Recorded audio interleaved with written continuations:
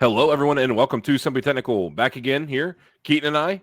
We probably switched spots actually because Keaton made the room, but that's okay. Yeah. Um, Technology, yeah. I'm going to point. I pointed the right way, or Yeah, correct say. way. So we're back again. Thank you guys so much for tuning in. Appreciate it.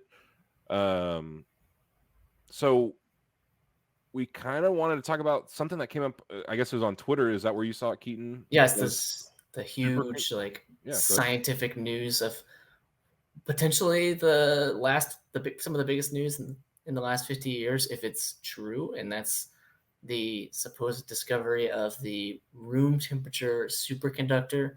And I'm not going to pretend I know much about superconductors or conductors in general because I've never taken any electrical engineering, but I know you know quite a bit more, or a bit more than me about this. So can you just tell us a little bit like what is a conductor and then what makes Yeah, one? well, I'll start off. I'm a mechanical engineer. We had to take a few electrical, like basic electrical classes, like physics 2 is a big one, and just kind of understanding electrical a little bit on the basics. So so a conductor is just, usually it's metal. I'm sure there's some other type of conductors.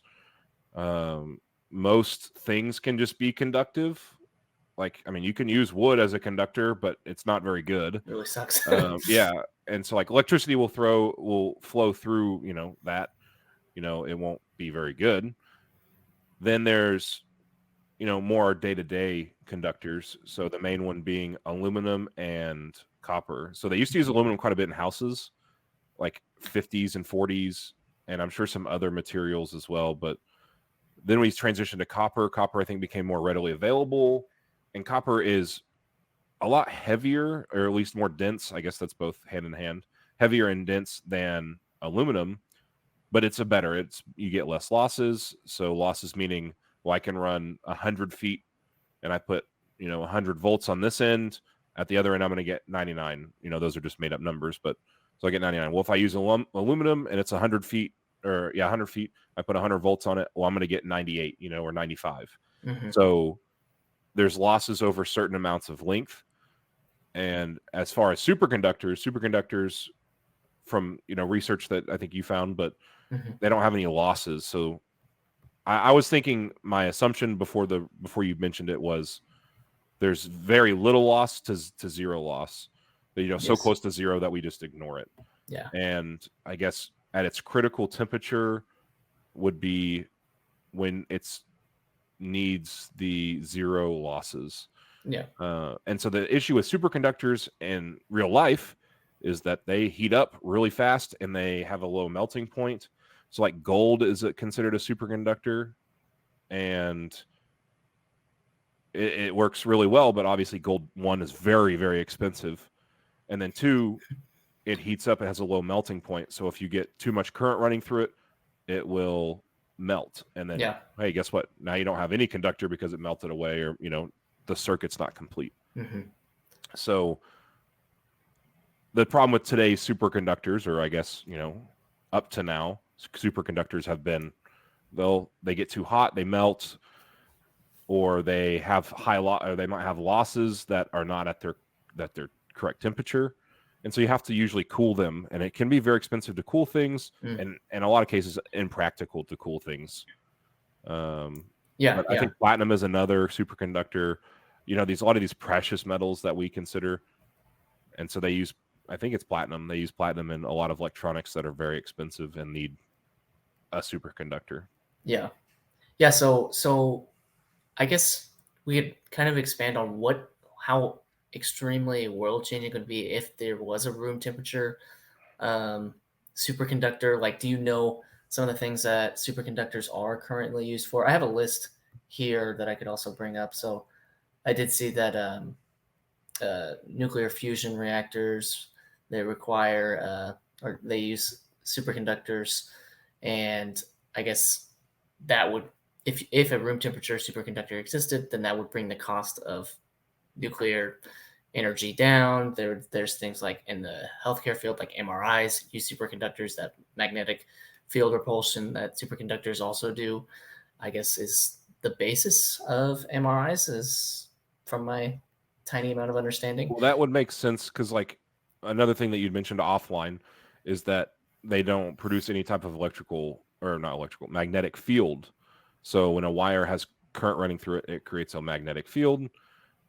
It might be very small depending on the amount of current, or I guess voltage. I'm not for sure. I mean, I know the difference between voltage and current, but I don't know which one. If you have higher voltage or higher current, I don't know which one creates a bigger electrical field. But I'm pretty sure it's current. And so if you have a very sensitive piece of equipment like an MRI that uses magnetic fields, I believe, to scan people, then you would want your wires to not interfere with that type of reading by creating their own magnetic field. Okay, and then I think also a part of that is just the fact that the cooling makes it cost a ton for. I mean, MRI machines are extremely expensive, and then another one. So the superconductors, like, two attributes that I found is this lossless energy electron conduction. And the Meissner effect, which is related to the magnetic field thing that you just talked about, where it essentially expels a magnetic field. And so how they test this in the lab is to see if the Meissner effect exists. They get the material and drop it into a magnetic field, and it will levitate. So this is like the basis of the magnetic levitation trains, which are like the fastest trains in the world. Like, I think there's one in Japan and one in China that are extremely fast, but insanely expensive because they're made of these, or based on this superconductor that's already extremely expensive. So if you had room temperature superconductors, that decreases the cost of these magnetic levitation trains down dramatically. I mean, that would be a bullet train level speeds that you could make fairly cheaply, and connect across the country, which would be pretty awesome. Yeah, or across the ocean. Yeah. Oh gosh. So you asked a little bit about, like, could it be revolutionary, I guess, to have a room temperature superconductor? Well, first of all, if this is true, and even if it's not true, I think in our minds we have this kind of thought that, well, we've tried everything. We already know everything when it comes to our world and just the technology advances for our everyday uses that are not software related. We've talked in the past about, hey, there hasn't been a lot of advances when it comes to hardware versus software. And so this kind of just proves opposite of that, hey, there's still things to try. There's still things that we can experiment with. And maybe it doesn't work in this situation, but it will work in this. Is it the rubber tire? They dipped rubber in sulfur and realized it made it hard and they could use it for tires, but he was really trying something else, and hey, it didn't work for that, but it works for this now. So that we just haven't tried everything, no matter how advanced we think we are. Either way that this ends up, I'm not, obviously, if these guys just completely frauded this data, then that is not good, and they should suffer, or end up suffering the consequences of that, which is to get kicked out of whatever universities they're a part of.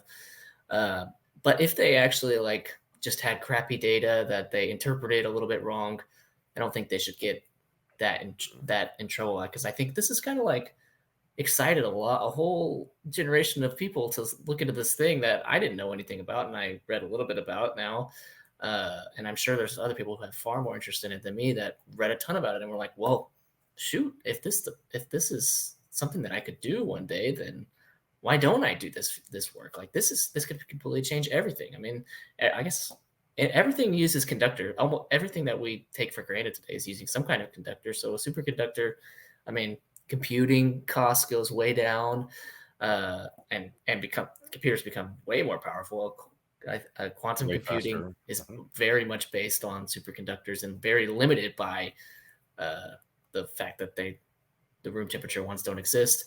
And so I think that this sort of wave of excitement will hopefully inspire some people to dig a little bit deeper into the field if this doesn't work out.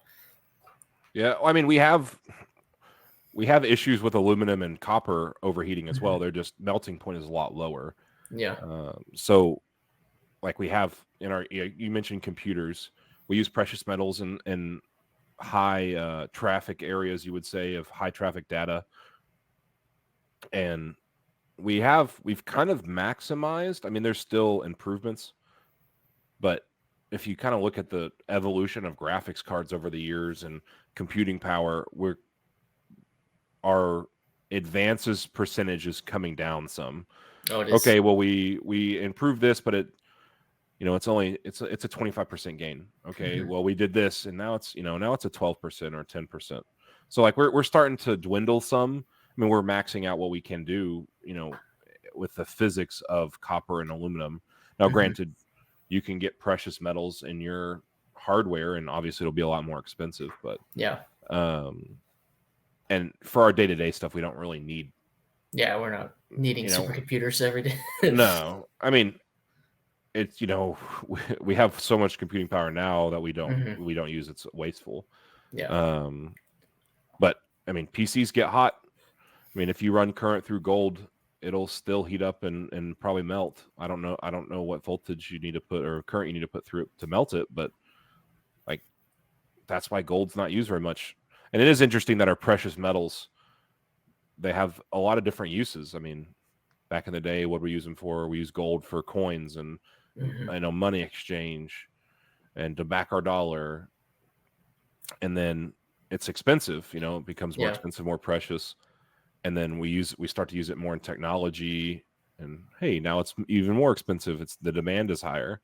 So I think that's kind of interesting that our precious metals are being used. They're superconductors. Yeah. What if we never attributed this external value onto gold and only valued it as I wonder how much of a difference it would make to its actual like current material value. Rather than, I mean, it'd probably still be pretty expensive, but yeah, it wouldn't be nearly as expensive as is now. Yeah. I'm pretty sure silver is a pretty good conductor. Yeah. I don't know. Do you have a list of superconductors? I do not. What if the ancient people that used gold coins already knew about the properties of these precious metals? Yeah. I mean, in the past, what were they doing? Covering their buildings with gold to show their wealth? Yeah, marble and stuff. Let's see. I'm on Wikipedia, but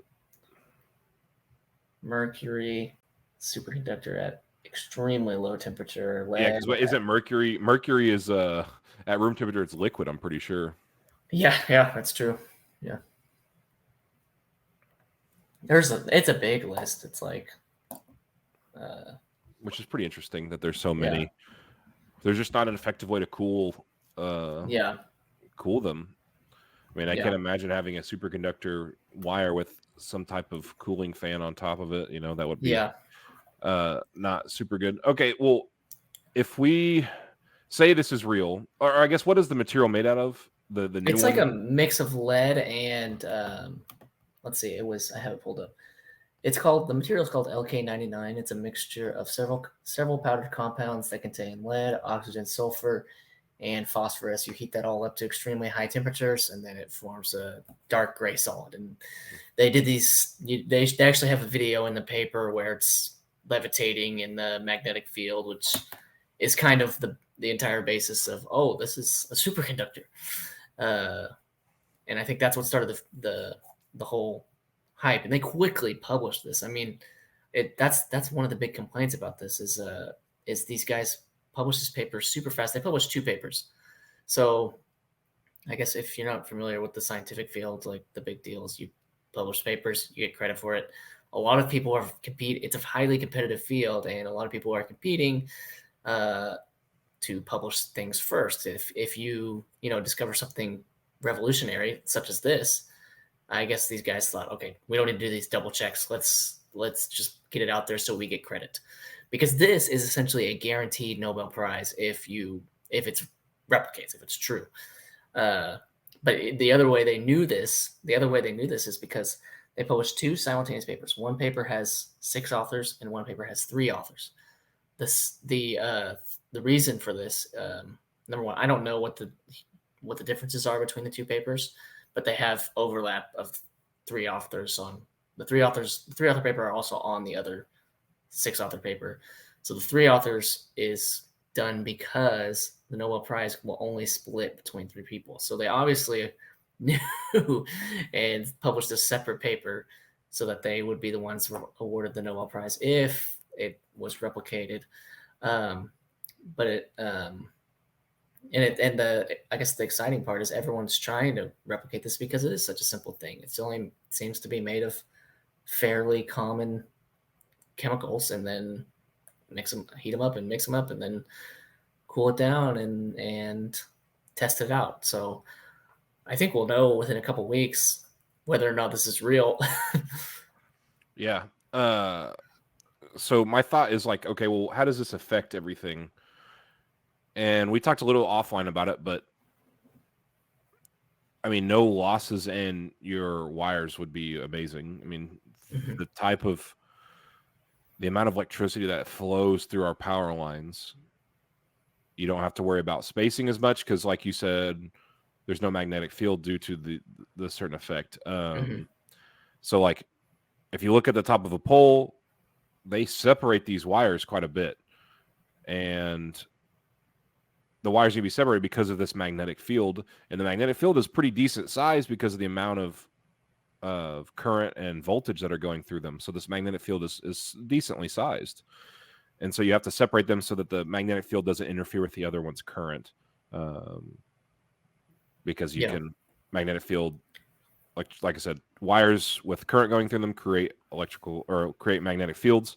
Magnetic fields can impact other wires, so you have to separate them depending on how much voltage is going through them, or current. Like I said, I don't know which one it is, but it's like you don't have to worry about spacing as much, so you can reduce the amount of space between your wires. You can bury more, I guess you could say. Interesting. Yeah. I think I saw on Twitter it was like 900. Was it 900 billion? I don't know. We lose a lot of electricity due to losses. Yeah.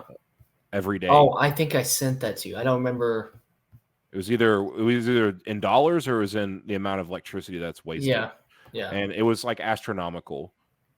And because I mean we're having electricity go cross country. And in one of our last podcasts, the one with Chance, he mentioned something about, well, if you have a nuclear reactor, in each city or surrounding, and that's all it powers is those cities, that you don't have to worry about losses going cross country. Well, if you have a superconductor, you don't really have to worry about it as much. Yeah. But it will make those materials, lead will be extremely expensive. Buy your lead mine stocks. Yeah. I don't even know I don't know if the United States is manufacturing any more lead. Oh, I think probably it might all be import. Yeah. Dang, that one town in Oklahoma would have been rich. Flint, Michigan. Flint, yeah. Or not. I don't know what it is in Oklahoma. I was just not Flint, Michigan, but there's one in Oklahoma. But I think we import all of it because I think in firearms lead is super hard to come by when it comes to making bullets, and I think it's because they're not they're not producing anymore here locally. I think. Yeah. Don't quote me on that. But yeah, so like those materials will be more expensive, but I mean, it's not going to be an overnight change. I mean, the amount. Yeah, no, it took a long time to. It took a long time for us to even change like aluminum wires to copper wires. I think the fact that we still have like coax in most houses, coax being cable, like cable TV, I think that's pretty ridiculous. But it's so expensive. Yeah, because you can get internet through your copper line through there, but it's not any good, or it's not very fast.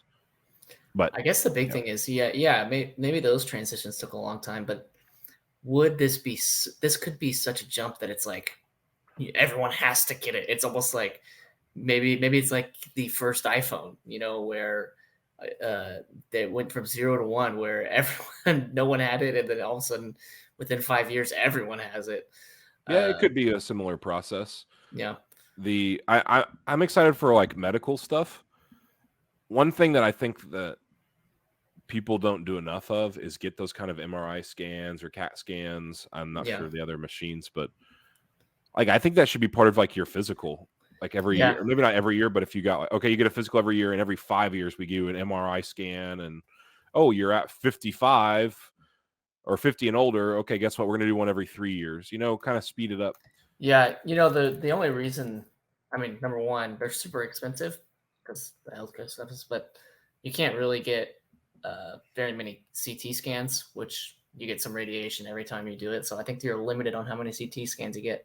And then the real limitation on MRIs is you get expensive, but mostly it's uncomfortable because it takes so long. Like if you've ever done one, it takes like an hour, 45 minutes to an hour, and you're like in this really tight space and it's really loud. It's like in your ears, and I don't know. I definitely 100% agree though that I wish these things were more of a part of our like 5-year checkup, because that would be majorly beneficial for preventing cancer, for catching disease in early stage that you don't catch. I mean, you catch Alzheimer's earlier, stuff like that. Yeah, good. But the fact that the superconductor could drastically decrease the MRI price would probably incentivize people, a lot more people, to deal with the consequences of taking your 45-minute, hour-long MRI, full body MRI. Well, I think it would benefit insurance companies. That sounds like, oh, we don't want to benefit insurance companies, like they're evil, but I think it would benefit them a ton. Okay, now we don't have to pay for your 40,000. I don't know how much cancer costs, but like it's astronomical, and like, okay, now we don't have to pay this because we got it early enough. We got it in the 5-year window. Not 5-year window, but like we caught it early, and now we can just do the surgery and we get it here, and now we do an MRI every 6 months until you haven't had any blimps on your scans, and in 2 years, okay, we're gonna go back to every 5 years. Like I think it would end up saving a bunch of money, but also the flip side of that is, are people actually going to do it? People already don't do physicals. Like, yeah. So small percentages will be doing it. Yeah. I mean, getting kind of away from the superconductor thing, that's why I think it's so important for like in-home diagnostics, because we're just so lazy and we feel awkward and don't want to go into the doctor just to get checked up because we don't want to feel, I mean, we don't like to get, we don't like bad news. Hey, you're like fat. Bad news. You don't like bad news. It's embarrassing. And it's also a little bit embarrassing if, you seem like a paranoid idiot, and that's always always awkward. So it prevents us from going in. But that's actually a good thing. Like being a little bit paranoid can sometimes be extremely beneficial.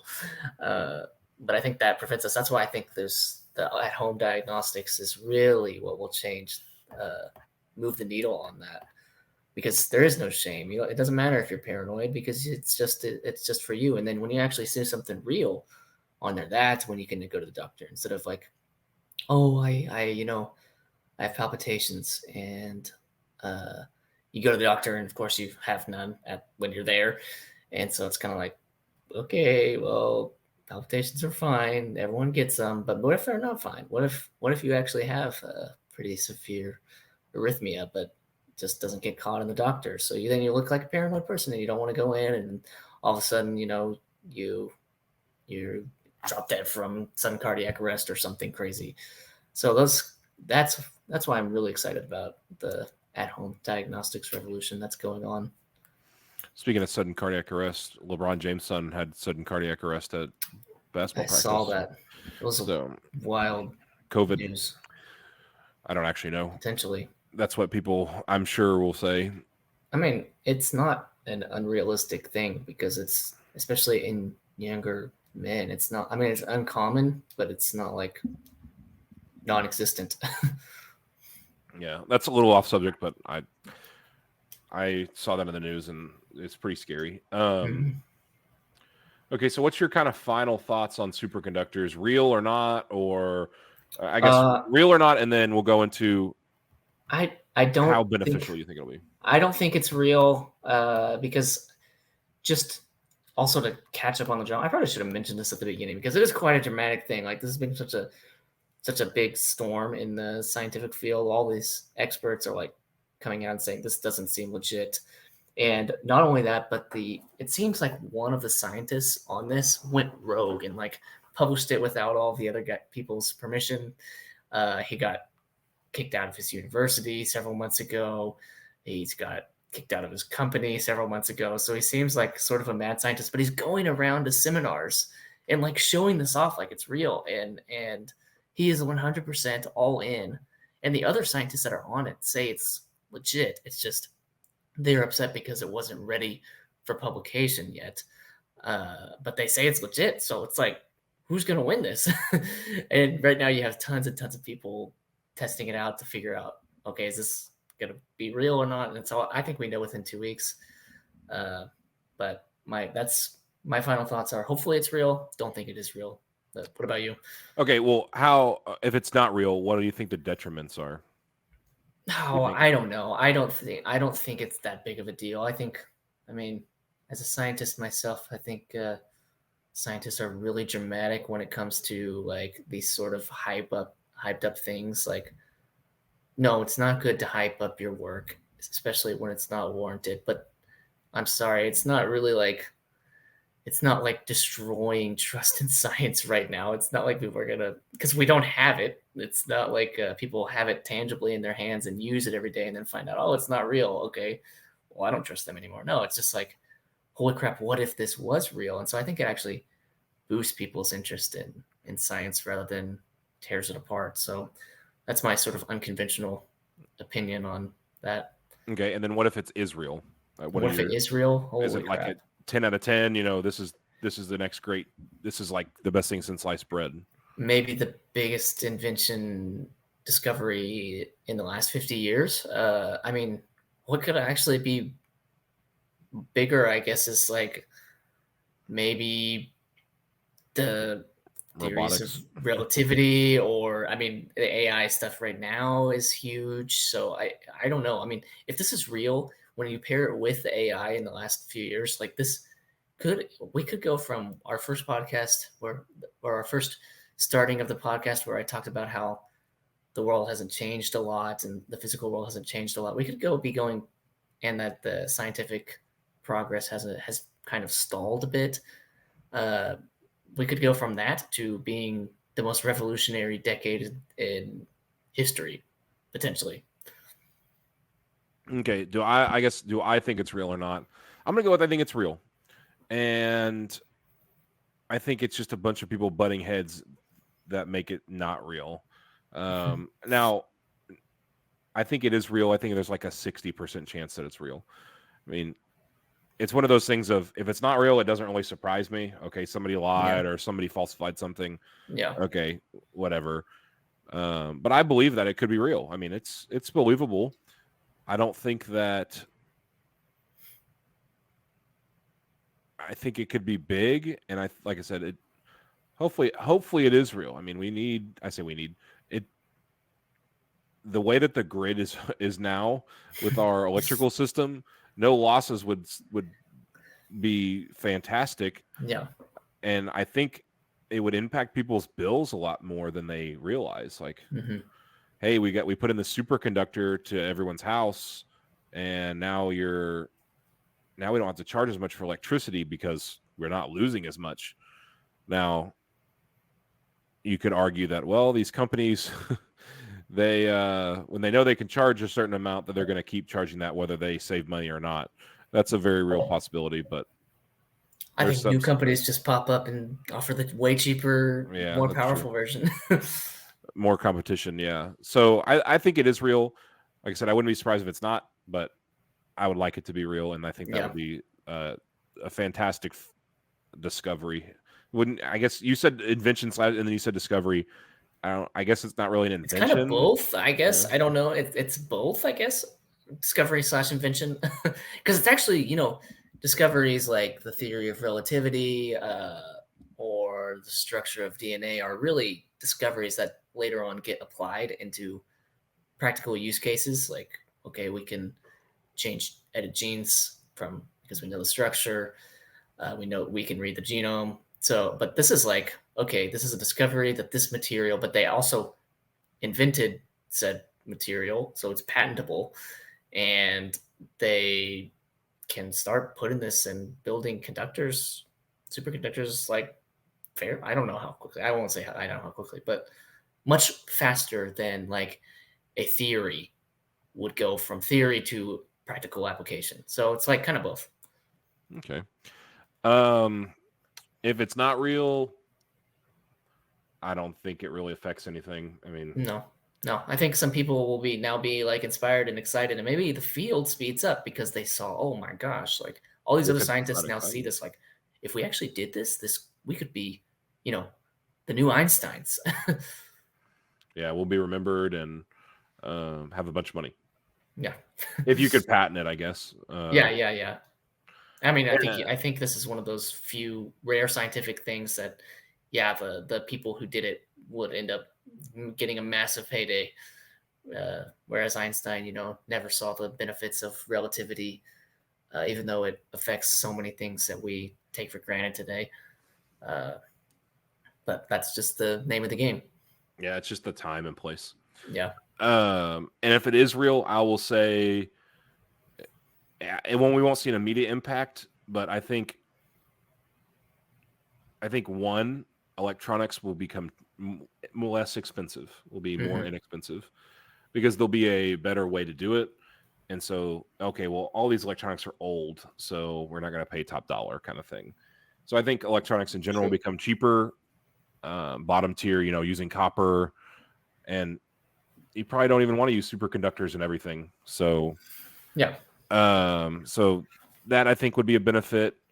And then I think if say it was real and like you can manufacture it, I think 5 to 10 years we'd see an increase of, I guess, it being implemented, 10, 15%. But then at like a 15-year mark, 20-year mark, contracts are starting to like roll through Let's go and exponential. it's exponential. Yeah. Yeah. So it'd be, I think 15 years would probably be very big. Yeah. Maybe start at 10 years, but definitely not like any sooner than 5 years. It's too Oh, expensive to like start getting stuff going that quick. OKC to Tulsa maglev train by 2040. Or to Dallas, yeah. there Tulsa to Oklahoma City to Dallas, yeah. you go. Or all the way up to Chicago. Route 66, but north south instead of Yeah. east or west to north. So yeah, and speaking of, I guess, science stuff, you saw Oppenheimer, right? I did. You didn't see it I yet? have not seen it yet, Oh my unfortunately. gosh, I loved it. It was awesome. I mean, Christopher Nolan always does incredible work. My favorite movie is Interstellar, so I've always loved everything that he puts out. And the reason I was super excited about this movie is because it's such a different type of movie, but it's also such an important story that's never really been told, as far as I know, at least in a way that's well done.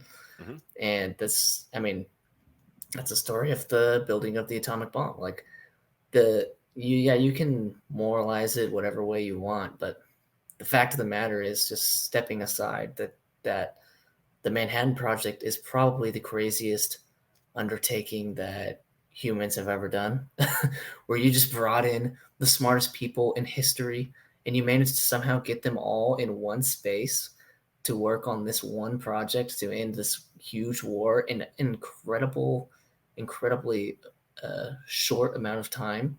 And that was headed up by Oppenheimer. I mean, altogether, I mean, the story is less on the Manhattan Project and more on Oppenheimer and the uh, his life. And I don't want to give away too much, but it's a lot about how he dealt with the building of the bomb internally and how that affected him, how that eventually caused a rift with the Red Scare movement, and he found himself on the other side of that in a political battle, and that's the majority of the story. So, incredible movie, best movie I've seen in a few years, I think. Got a Amber Alert. uh, uh, I lost my train of thought from that. Well, I got to go suit up and take somebody down. Sorry to joke about Yeah, everyone. Batman. So that's probably not good to joke about. But you're talking about how Red Scare and it turned a little political for Yes. Oppenheimer. Yes. Yeah. I mean, he was against continuing. What race is he? I guess, or what country is he from? That's probably the right term. He was a Jewish American. Jewish American. Yeah. Well, what Oppenheimer is that It's Jewish? Is Jewish. it Yeah. Jewish name? Okay. Okay. So how did he deal with Reds? I guess we can watch the movie. I would say I don't know how Red Scare impacts somebody that is Jewish, but Oh, I I mean, could be wrong. he had communist sympathies for sure, Oh, okay. and but there was this big trial. What was he giving information to the Russians during the Cold War? Because Yeah. the movies done in Christopher Nolan-esque, like if you've seen Dunkirk, where it's doing these simultaneous different timelines, or I guess Dunkirk is all the same timeline but different points of views. This is more different timelines with the same person and Okay. same group of people. So it's a little bit hard to follow at first until you really get to know the faces and of the ages of each person's face, because they're the same person but in a different Okay. time. And yeah, he sort of had left-wing sympathies, and but it didn't mean that he was giving the Soviets secrets, and basically just found himself in a political war because he was against continuing nuclear research and got taken down by some people for their own political gain, essentially. Political gain and probably money. Those two Yeah. things drive whatever they want. Yeah. Interesting. I need to see it, of course. Yeah. And It you has said like it was your top. Go ahead. it has like some really iconic scenes, like the speech scene. He gives a speech after the dropping of the bomb. It's just like gonna be known as one of the greatest scenes ever filmed. I think definitely best Nolan scene that I've watched. But you would rank this in your top 3 Christopher Nolan movies or all time? Yes, Or top 3 Christopher Nolan movies. I still like Interstellar the most as a whole, and then I'm torn between this movie and Dark Knight right now. I need to watch it again. The as thing your is that second this or your third? is my second, and then Okay. Inception as the third, uh, or the other as the third. Mhm. But I need to watch it again. The thing about this movie is it's less of a sort of rewatch than the others, because there is no action. It's a narrative dialogue heavy movie, so it's not something that's like Dark Knight where you can just turn on anytime and Watch the whole thing and watch just the be whole awed. thing. Yeah. And yeah, it's not like that. It's a dialogue heavy type of movie. So, but I highly recommend seeing it. I think all the people that don't like it are crazy, because I mean, have you seen all the like Twitter storms where people are mad about lack of Japanese representation, or just the fact that the movie was made at all, because of how evil, I guess, the atomic bomb was. And I mean, my opinion is it was a necessary evil. Yeah. I haven't seen any of the backlash, but it doesn't surprise me. Yeah. People will complain about anything. If Yeah. you put on there that you like puppies on social media, somebody's going to say puppies suck and let's focus on cats. Like Yeah. Yeah. people, it doesn't matter what. You didn't even say you don't even like cats. Like people will just Yeah. argue that dogs suck because they like cats more. Yeah. There's got to be some annoying contrary takes on there. Exactly. But yeah, I definitely need to see it, and I don't like that it's not action, but I mean, there wasn't a lot of action. They just made the bomb and then dropped it. So, Yep. Yeah. But it's amazing that, I mean, what do you know what year the bomb was created? I mean, I think the project started in 41 to 45, 42 to Okay, 45. so it's about 80 years ago. Yeah. I mean, even looking at old planes, like a B-52 or just I guess B-52 is the one that comes to mind because it was 1952, so 70 years.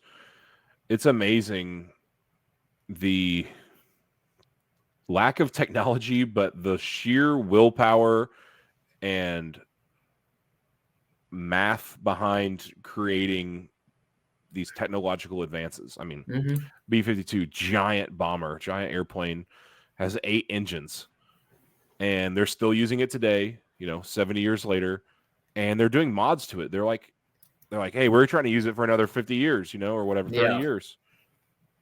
And somebody and I were talking about the B-52 specifically and about how they didn't have computers back then to optimize Mm-hmm. planes now, or a lot of our technology now. It's been optimized so much that, okay, well, we're going to have it and it's only going to fly for so many hours, or it's only going to last for so many miles. It's going to just kaput, or these parts are going to break, and we just optimize it so it breaks. Back then, they couldn't optimize. I mean, you could optimize some, but you couldn't optimize on mass scale. And so, like, you have Yeah. these over-designed things, and they just last forever. Yeah. It's like the light bulb. I watched a YouTube video a while back about it, so I don't know all that much about it, but they made a light bulb that would last forever. Well, guess what? Mm-hmm. The light bulb companies started going out of business because they couldn't make any money not Couldn't make selling light any bulbs. repeat money. Yeah. So they all got together and decided they're not going to do that. They're going to all make a light bulb that lasts similarly. So, looks like you froze.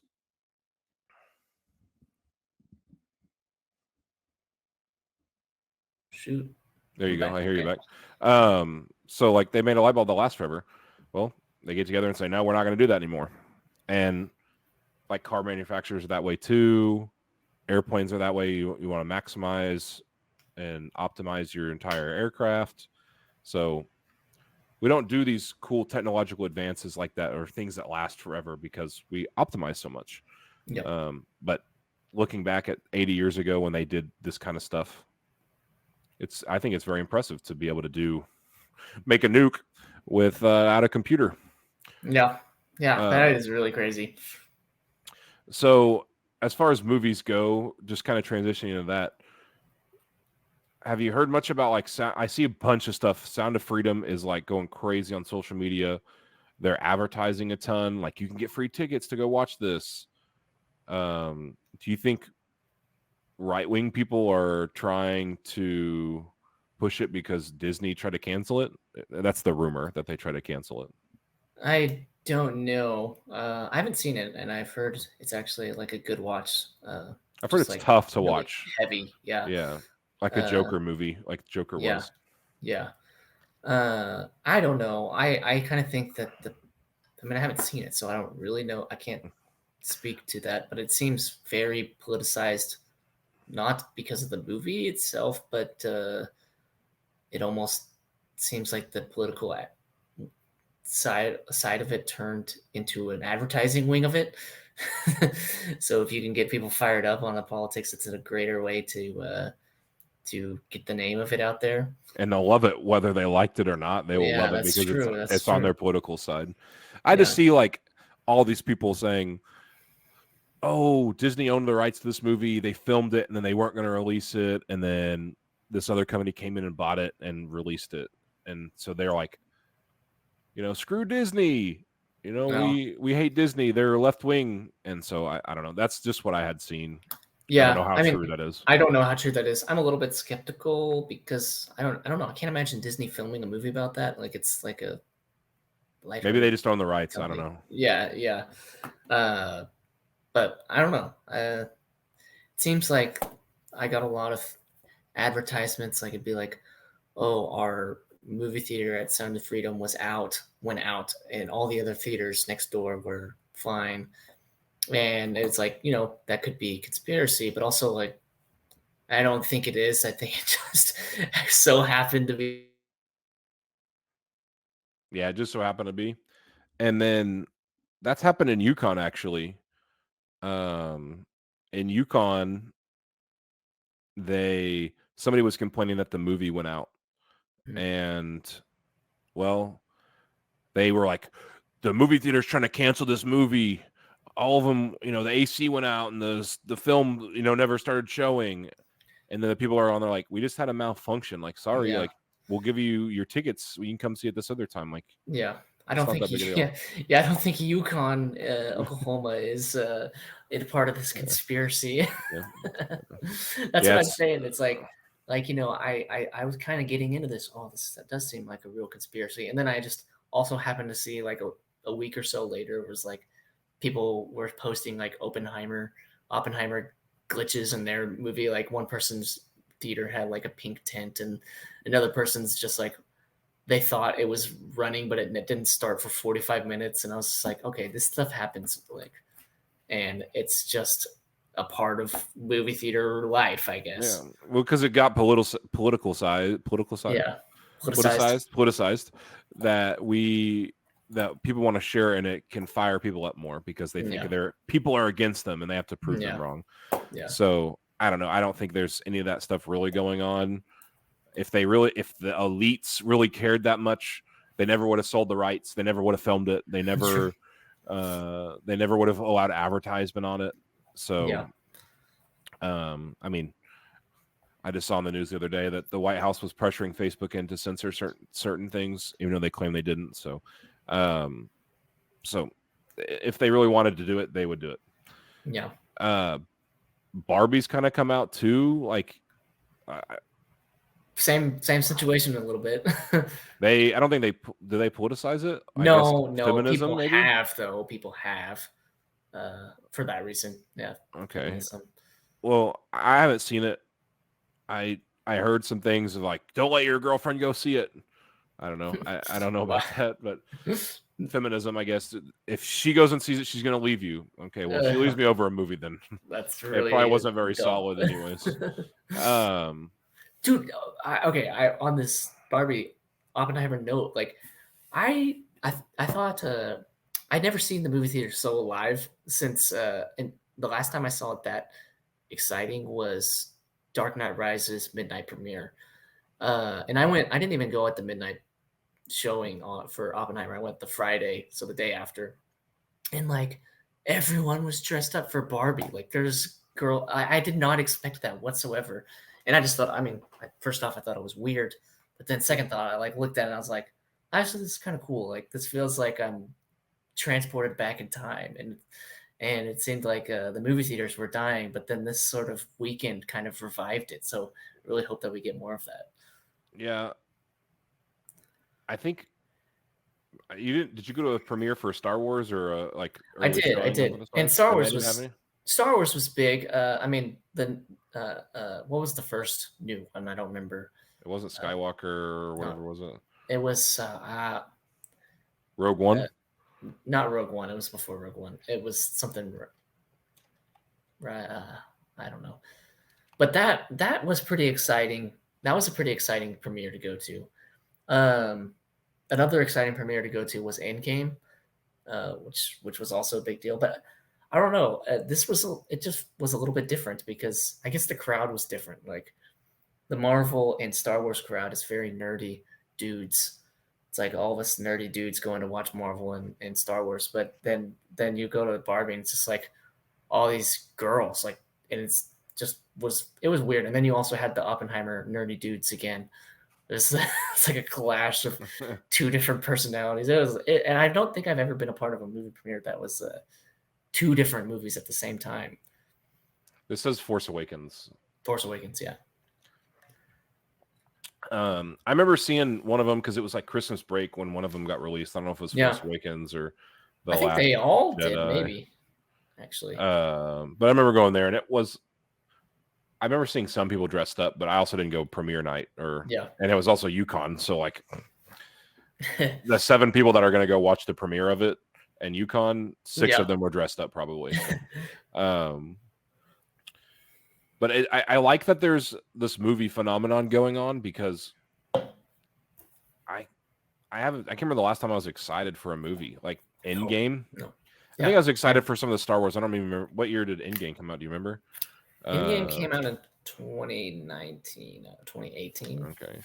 So like that was probably the last real movie that I remember being excited about. Like I said, some of the Star Wars movies were before that. And even if they were after, like I didn't get all that excited after they rebooted it, and they were not all that good. Yeah. So No. Yeah. Same.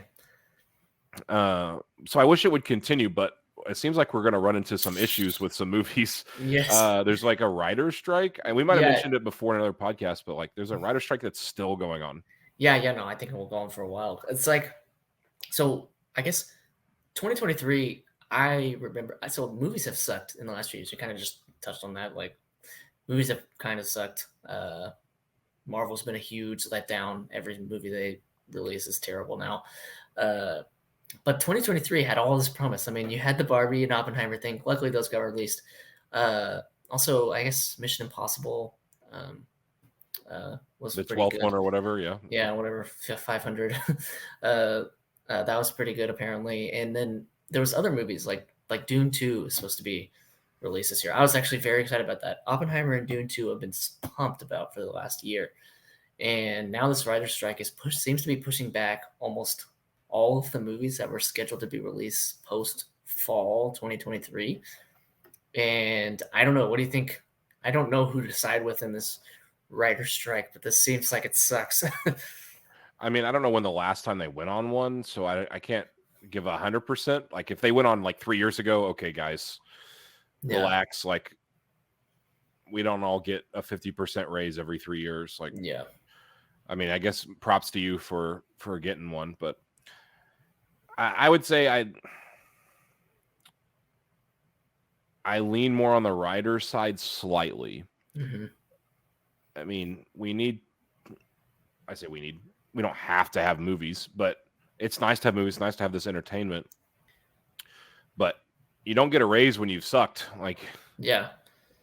Yeah, no one's writing good stories, but I don't know if that's because the producers are picking, yeah, terrible crappy stories. stories because that's what makes them money. Like superhero is a much safer genre to make money than making a movie about a scientist like Oppenheimer. Luckily, Christopher Nolan has the brand to bring that up. But yeah, movies or movie studios seem to have just leaned into this retelling stories and or superhero narratives and or sequels because it's safe money. Well, I mean, Rather Mission than, Impossible is a perfect example. yes. Like, there's 12 of them, or what? I don't know. I think this is like the 10th one or Yes. 9th one, Yeah. and that's like a perfect example of like. Now, I will say, it's not like Fast and Furious. Fast and Furious have gotten more ridiculous and more ridiculous as they've gone on.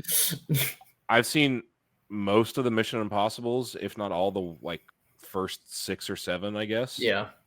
And they seem to be a little bit more on track. Like they might get, they've been consistent expound with a their little bit. ridiculousness. Yeah, I mean, it all seems somewhat realistic if you could have like the right circumstances, but like I don't know. I think Mission Impossible 3 is the one where they it has the guy, blonde guy. I don't remember his name, but he OD'd. He's kind of a little bit bigger guy, blonde hair, but he's in that, and they have like EMPs, like brain EMPs and stuff. I'm like, okay, that's a little far fetched, but like, I mean, it's not sci-fi. Like, I mean, in the last Fast and Furious movie, they literally went to space in a car. So like, okay, I don't watch Fast and Furious anymore. I don't not after that. Like, but anyway, so like they've been somewhat consistent. I mean, they get like I said, they get a little bit more ridiculous, but it's like I said, it's not like, hey, we're gonna soup up this car so we can go to space. And I'm not over exaggerating at all. They literally put a car with rockets on it into space. That's ridiculous. So, but I guess when it comes to the writers thing, I sort of lean on the writer side, but also I wonder, like, do how writers poor their working condition really that bad? Is it really that bad? And number 2 is I mean, actually, this is number 1 to me, is writing, being a writer similar to being an actor, such as the average writer or the average actor makes less than your average waiter, because very few are very successful. Does the average writer also follow that curve? Is it just, all the winnings go to the really good ones? I don't know. But one thing I find quite ironic in this whole thing is I see these superstar actors going in, supporting the writers on the strike. And I've seen videos where they complain about Bob Iger's, the Disney CEO's salary, which is $25 million a year. Big actors make for Marvel are making more than that. And they're out there, and their salary is much more tied to the budget of the movie and the salary of everyone else as compared to Bob Iger. So I find it very ironic that they're not protesting big actor salaries, I guess, rather than they're out there complaining about Bob Iger's CEO salary or whatever. Yeah, I think it was Matt Damon. Matt Damon got, so one of the reasons why actors can get incentivized is like they get portions of the proceeds. Yeah. Like, oh, it broke the box office and the film grossed $500 million. Okay, well, the actor get a portion of that because they helped promote it and made some deals and made the budget maybe a little bit smaller in the beginning because they can make it on the back end. I think it was Matt Damon who got offered a role in Avatar, the first Avatar. Yeah. And he turned it down because he didn't think it was going to be anything. And ended up costing him a ton of money because it grossed over $1 billion, right? Yeah, I think well over that. Yeah, so like, I mean, maybe writers should be making this kind of deal of like, hey, if we, it's a team, it's a team of writer. Yeah, if I write a story that becomes the biggest story, then why don't they get a cut? That makes a lot of sense to me. Because the actors are getting, I would say, I mean, if it's bad acting, then yeah, it's going to hurt the movie. But say it was average to above average acting, like you're not going to see that much of a difference. So I feel like an actor has maybe, I guess if it's the big name, that you can put on there, but maybe they have a cameo and you just pay them $1 million and they walk across the screen in the first, and then we had Matt Damon in the movie. Yeah. I don't know what kind of regulations are around that, but like, I don't know. I don't feel like acting really makes the movie all that much. I feel like the directing, editing, and story is like the top three things. So like writing goes into that, but it is also a team of writers. Yeah, it's not just one person writing. Yeah. Because I know I've seen movies that have had terrible writing, and I go, that sounds a little dumb to have said that. Yeah. So I don't know. I think writing's a little bit more important than it is an actor. I can agree with that, especially just seeing how bad stories are right now. And who knows? I don't know why they're so bad. I just think it's because the studios are playing it safe, and that's. I mean, I don't know. I'm not super involved in movies, but that's been my take on movie culture the last few years, and I really hoped that the Barbie Oppenheimer thing broke that, because both of those are pretty bold, risky movie endeavors. I think our Barbie is weird. Like you're going out there, you're getting big names to do this Barbie movie, and I mean, I feel like that's weird, and it ended up being huge. Oppenheimer's weird. Who wants to go see a story about scientists? But it worked out. So this Barbie thing is going crazy. I mean, I guess it's the movie industry capitalizing on the toy industry, building it up. I guess the name, the brand. So I don't know. Maybe that's something that we see here in 2 years or so, because you can't just pull up one movie. At least I don't think we can. So maybe we see some other. I mean, I guess G.I. Joe was one, but it didn't do all that well. The toy universe. Yeah, I mean, we have Toy Story, but was Woody and Buzz, were they original toys, or was it they became toys because of the movie? Because of the movie. Yeah. So, I don't know. I don't know how all that kind of plays into it. Yeah. Do you have any hot takes maybe about the movies, or I guess superconductors? I don't think so. I think my hope, not hot take, but hope, is that Dune 2 still releases in November. I've been really looking forward to that this year. I'll be disappointed if it's not. I think Christopher Nolan doing the Dark Knight stuff, I think, is what impacted the movie industry to go towards superheroes, and they're all trying to do superhero movies Yes. because of that. So maybe this Oppenheimer, Interstellar. I mean, Interstellar was a really great Avatar. Avatar is its own story, right? And it's kind of space and a little, not necessarily, I guess it's a little sci-fi because it's in the future. And it's not like weird aliens attacking. It's like, I don't know. I don't know really how to describe it, but it's not like Independence Day with Will Smith and the aliens are attacking. Like, I don't know. So it's a little bit different. So maybe the sciencey stuff is going to start taking off, especially here as science improves with superconductors. I don't know. Yeah, let's do a movie on Feynman next. That's the next scientist movie that they should make. I agree. I don't know who that is, but I agree.